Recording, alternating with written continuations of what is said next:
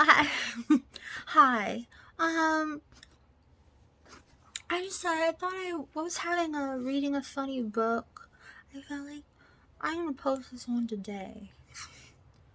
What's today? 25th? August 25th?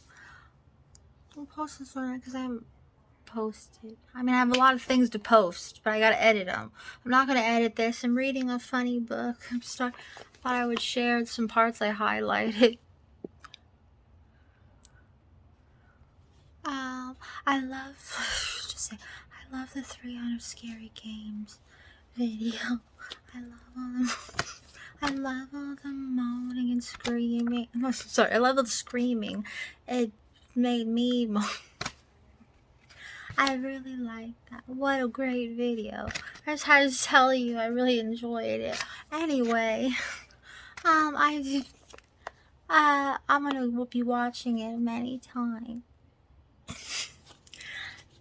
This book we just started it, but it's already making me laugh so much. I'm kind of interested in doing this now. Someday. I don't know. Maybe it'll be because I don't know how I would get to the Appalachian Trail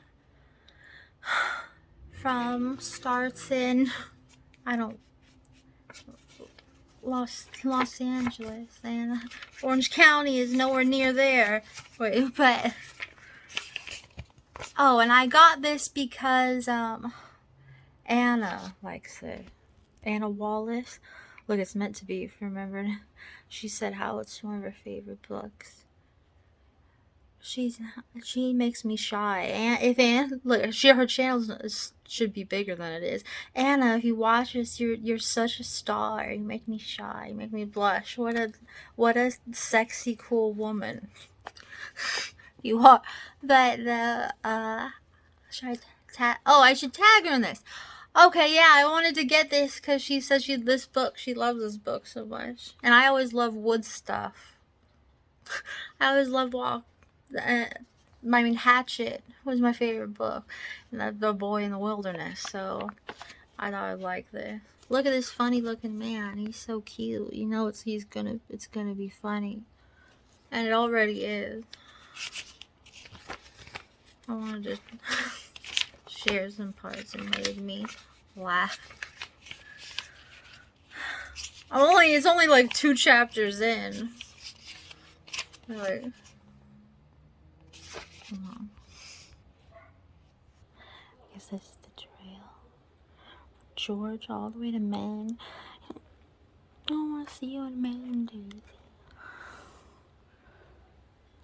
Just highlighting what made me laugh. Why does he want to do this? He decides he wants to do this because I formed a number of realizations. It would get me fit. He wants to travel this trail since he realizes he moved to a place right at the start of it, where his new home is right at the start of this trail. So he's like, I'm going to do this. He goes, I formed a number of realizations. It would get me fit after years of waddlesome sloth. It would be an interesting and reflective way to reacquaint myself with the scale and the beauty of my native land. Because when guys in camouflage pants and hunting hats sat around in the 4 Aces diner talking about fearsome things done outdoors, I would no longer have to feel like such a cupcake. Hard to read through the screen. Cupcake. I wanted a little of that swagger that comes with being able to gaze at a far horizon through the eyes of chipped granite and say, with a slow, manly sniff, yeah, I've shit in the woods. The Appalachians are the home of one of the world's greatest hardwood forests, expansive relic of the richest and most diversified sweep of woodland ever to grace the temperate world. And that forest is in trouble if the global temperature rises. I didn't know that. I don't really know about it, so it's education. So I decided to do it. Nearly everyone I talked to had some gruesome story involving a guileless acquaintance who had gone off hiking the trail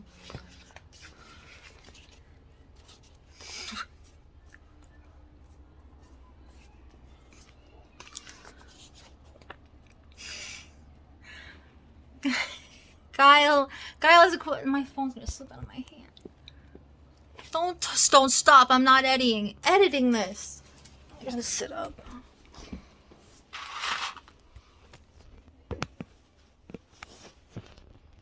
I'm sorry. I didn't plan on this actually. Honey, this is too long.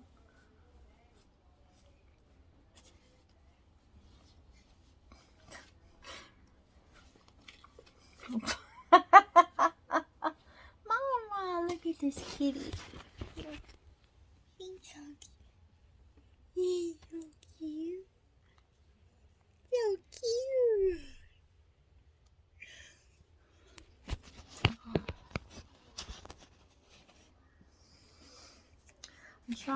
I'm wearing this because it's a swimsuit, okay?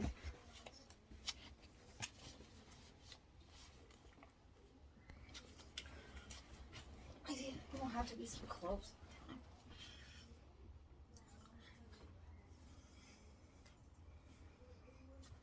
That's good. Because nearly everyone I talked to had some gruesome story involving... Stop looking at yourself. Gruesome story involving a guileless acquaintance who had gone off hiking the trail with high hopes and new boots and come stumbling back 2 days later with a bobcat attached to his head or dripping blood from an armless sleeve and whispering in a hoarse voice, "Bear," before sinking into a troubled unconsciousness. The woods were full of peril. Rattlesnakes and water moccasins and nests of copperheads, bobcats, bears, coyotes, wolves and wild boar, loony hillbillies destabilized by gross quantities of impure corn liquor and generations of profoundly unbiblical sex, and rabies, crazed skunks, raccoons and squirrels, merciless fire ants and raving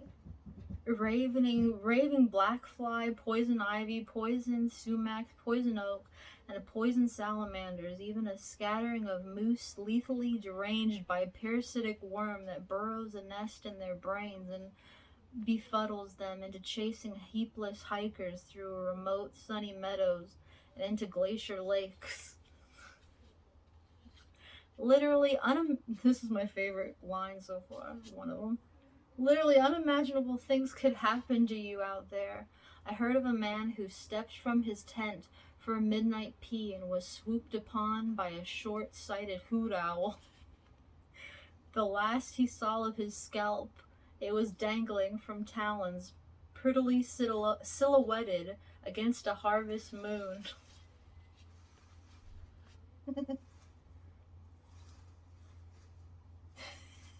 Swooped down upon by a short-sighted hoot owl with a scalp in his hand, silhouetted by the moon. That's good, huh? I was highlighting just information, useful information. Precise length of the Appalachian Trail is a distance of 2,164 miles. The peaks of the Appalachian Trail are not particularly formidable as mountains go. The highest, Clingman's Dome in Tennessee, tops out at a literal under 6,700 feet. But they are big enough and they go on, and there are more than 350 peaks, over 5,000 feet along that, or perhaps thousands more in the vicinity.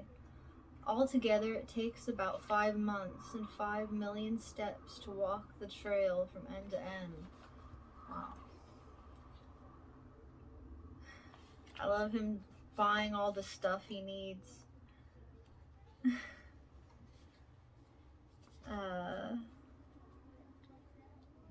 How weight matters. How everything's so expensive. Wait, what do you think? Parts here. Because I hadn't expected to buy so much. I already owned hiking boots, a Swiss Army knife, and a plastic map pouch that you wear around your neck on a piece of string. So I had felt I was pretty well there. But the more I talked to Dave, the more I realized I was shopping for an expedition. He goes, when after much solemn consideration, I settled on a backpack, a very expensive Gregory, top of the range, no point in stinting here sort of thing. He said, now what kind of straps do you want with it? I beg your pardon? I beg your pardon? Straps. Straps, Dave explained, to tie on your sleeping bag and lash things down. It doesn't come with straps? I had said in a new level tone. Oh no. He surveyed a wall of products and touched a finger to his nose. You'll need a raincoat cover too, of course. I blinked. A raincoat? A rain cover? Why? To keep out the rain. The backpack's not rainproof? He grimaced as if making an exceptionally delicate distinction. Well, not 100%. This was extraordinary to me. Really? Did it not occur to the manufacturer that people might want to take their packs outdoors from time to time? Perhaps even go camping with them? How much is this pack anyway? $250. $250? Are you shitting? I paused. I put on a new voice. Are you saying, Dave? I don't think, is he British? Are you saying, Dave, that I pay, does that sound British? That I pay $250 for a pack and it doesn't have straps and it isn't waterproof? He nodded. Does it have a bottom in it? Doesn't have a bottom in it. He smiled uneasily. I ended up with enough equipment to bring full employment to a veil of Sherpas. I drew the line at buying a small orange plastic shovel for burying one's poop on the grounds that these were unnecessary, too expensive, or invited ridicule. The orange spade in particular seems to shout, Greenhorn Sissy, make way for Mr. Buttercup. How much did he spend? Spends like over $700. He goes, and then he gets it home and he's getting in his tent, which is funny because I have a little green tent. So mine was only like $20 on Amazon, and it has a bottom too. So you don't need the bottom part if anyone's interested. I put the hands-free flashlight on my head for the heck of it, and I pulled the tent from its plastic packing and erected it on the floor. Because I hadn't been in a space like this since I stopped making dens with blankets and card tables about the age of 9.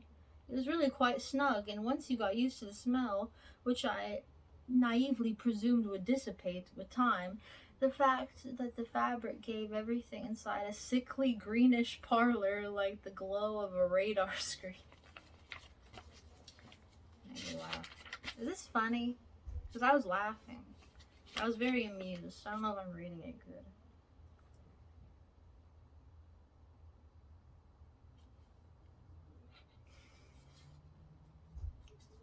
And he was talking about he's scared of. Mama, want to sit with me? Want to sit up here? Sit here?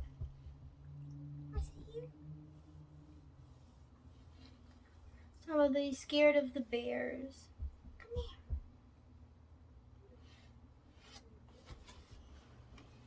He's sitting all cute. Don't look like that, Billy. Please don't. Please sit with me. Sit with me.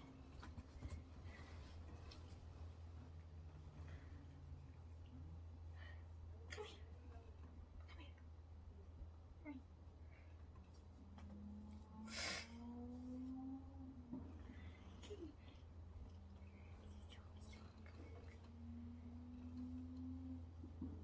He's scared of the bears and he's saying,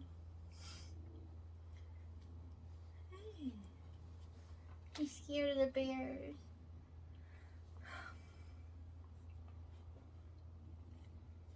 It says the really terrifying American bear, the grizzly Ursus horribilis, as it's so vividly and correctly labeled, doesn't range east of the Mississippi, which is good news because grizzlies are large, powerful, and ferociously bad-tempered. When Lewis and Clark went into the wilderness, they found that nothing unnerved the native Indians more than the grizzly. And not surprisingly, since you could riddle a grizzly with arrows and positively porcupine it, and it would still keep coming. And even Lewis and Clark with their big guns were astounded and unsettled by the ability of the grizzly to absorb volleys of lead with barely a wobble.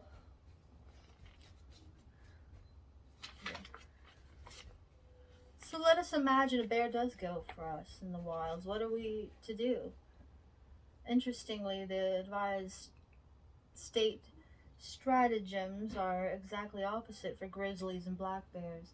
With a grizzly, you should make for a tall tree, since grizzlies aren't much for climbing. If a tree is not, this is less funny, it's more interesting. Good to know, I guess. With a grizzly, you should make for a tall tree, since grizzlies aren't much for climbing. If a tree is not available, then you should back off slowly, avoiding direct eye contact. All the books tell you that if a grizzly comes for you, on no account should you run.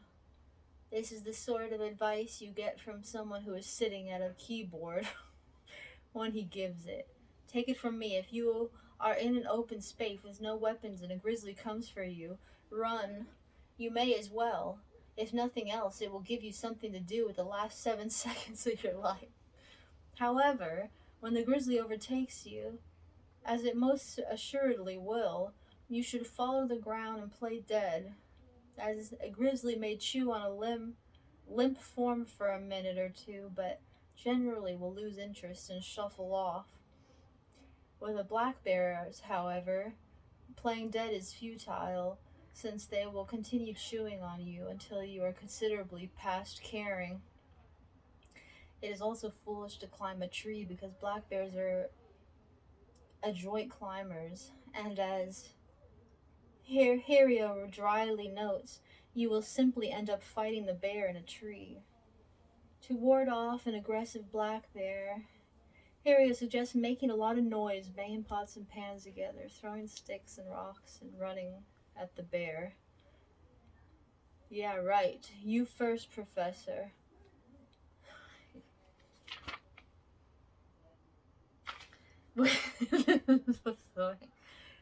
On the other hand, he then adds judiciously that these tactics could merely provoke the bear. Well, thanks. That's fine. Look, it says everywhere else you suggest that hikers should consider making noises from time to time, singing a song, say to alert bears of their presence, since a startled bear is more likely to be an angry bear. But then a few pages later, he cautions that they may be danger in making noise, since that can attract a hungry bear that might otherwise overlook you. The fact is, no one could tell you what to do. Bears are unpredictable, and what works in one circumstance might not work in another.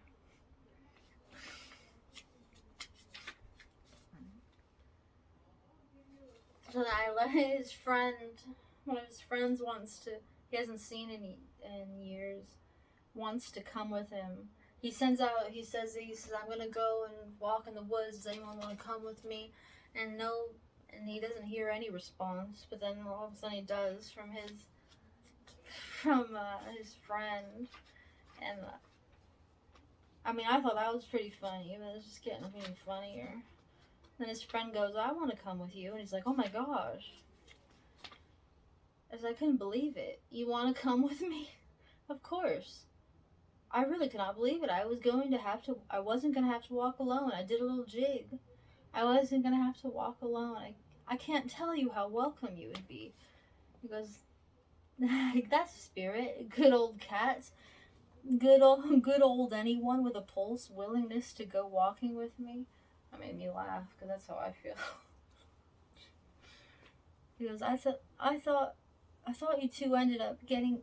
Then I guess his wife. I thought you two ended up getting on each other's nerves in Europe. No, this was not quite correct. We started off on each other's nerves and we ended up despising each other. But that was a long time ago. Is this funny? It was funny when I was reading it. I don't know if I'm delivering it funny. Whatever. I'm just trying to share what I'm doing and what I'm reading. And say I like it so far. We started off on each other's nerves and we ended up despising each other. But that was a long time ago. And he's saying he's trying to remember last time he's seen him. He goes, after that time they spent together, he went back to Des Moines and had become in effect Iowa's drug culture.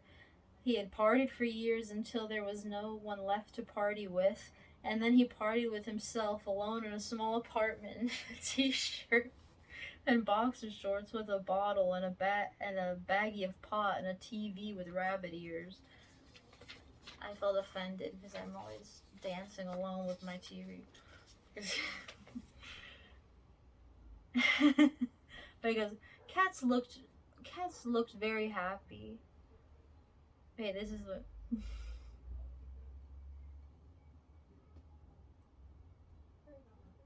the last time saw him, as he goes, Cats looked very happy. He was always happy. This is all the guy that he's gonna travel with, that he's happy about. Cats always looked happy. He always was happy when he was drunk, and he was always drunk. 2 weeks after that, 2 weeks after he saw him happy and drunk, he goes, 2 weeks later, I heard police found him in an upended car in a field outside the little town of Mingo, hanging upside down in his seatbelt, clutching the steering wheel and saying, "What seems to be the problem, officer?" So he went to jail in AA and he got released, settled down a while, and when he's coming out, so now he's landing in the plane. So that's what he heard. He went to jail in AA and settled down, but now he's coming on the plane now, and then he goes, and he's bigger now. And he's breathing hard, and he goes, the first thing he says when he comes out is, "Man, I'm hungry." And he said, and he's just much bigger.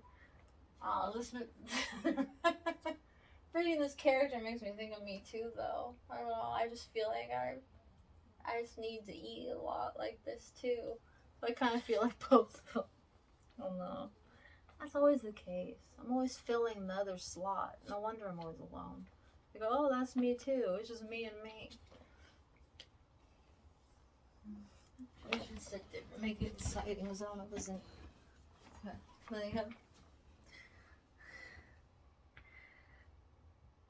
He said without preamble, "Man, wait." Cats was arrestingly larger than when I last seen him. He'd always been fleshy, but now he brought to mind Orson Welles after a bad night. He was breathing harder than one ought to after a walk. "Man, I'm hungry," he said without preamble, and let me take his carry-on bag, which instantly jerked my arm to the floor. What have you got in there?" I gasped. Is this reading funny? His bag's so heavy, it's his arm immediately just imagining a funny big man and a heavy bag. "What have you got in there?" I gasped. "It's just some tapes and shit for the trail. There are Dunkin' Donuts anywhere around here?" I haven't had anything to eat since Boston. She's cute. I haven't had anything to eat since Boston. Boston, you just come from Boston. You are? There you are. Listening? Yeah. Look like the little character in the band. Who said, is that his penis? Like, is that your penis? Is your penis? Is your penis? Maybe? Hey, let's listen, okay? Okay. It's always fine.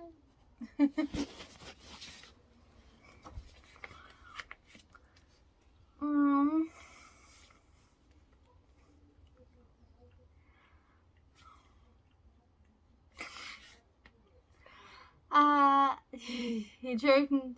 What have you got in there? Don't. Is there donuts anywhere around here? I haven't had anything to eat since Boston. Boston, you've just come from Boston. Yeah, I gotta eat. I'm going too fast. I need to slow down. That's why it's not funny. Is there a Dunkin' Donuts anywhere around here? I haven't had anything to eat since Boston. Boston, you've just come from Boston. Yeah, I gotta eat something every hour or so, or I have a Wanda yell. I have a seizure. Wanda Calit seizures. He has seizures. He doesn't eat every hour. Seizure.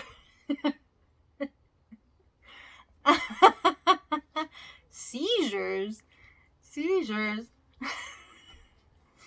This wasn't quite the reunion scenario I had envisioned. I imagined him bouncing around on the Appalachian Trail like some wind-up toy that had fallen on its back. You know, he goes, if I eat a couple donuts or something, I'm usually okay. Stefan, we're gonna be in the wilderness for 3 days. There won't be donut stores. And he beamed proudly. I thought of that. And then he goes, there's lots of Snickers. Because I weigh, let me pick it up. It weighed at least 75 pounds.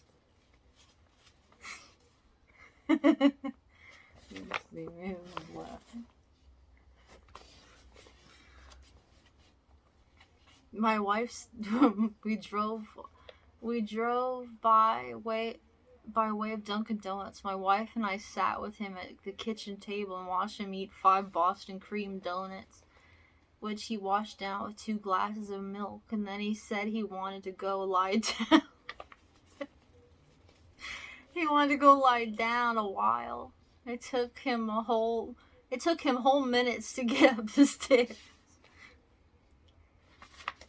I just think this is gonna be funny. That's as far as I've got. Oh, and then they're going shopping for food, and he fills up a whole basket full of stuff, and he's like, I don't think I can carry all this. And he goes, you're right. And then he goes in to fill up another, he just leaves the full basket. Since let's start over again. Anyway, so that's as far as I've gotten so far. But it's so funny, I want to share it. There's some good information, right? So, this should be an adventure. I can't wait to see how this donut man and this guy, their journey. So, thank you for sharing. I would never think this was a funny book. It just looks, I didn't know. So, thanks, Anna. I'm sure it will be funny. And I love your video. I love your video, Mom. I love you. I love you. Alright. And we have all forever yours, forever waiting. Trying to get a nice boob tan. I want one of those tans that, you know, girls that go out. I've never had one of those bra tans. Trying to get a bra tan. Where, you know, so isn't that hot when you see people with bra tans? I kind of got, you can see a little strip.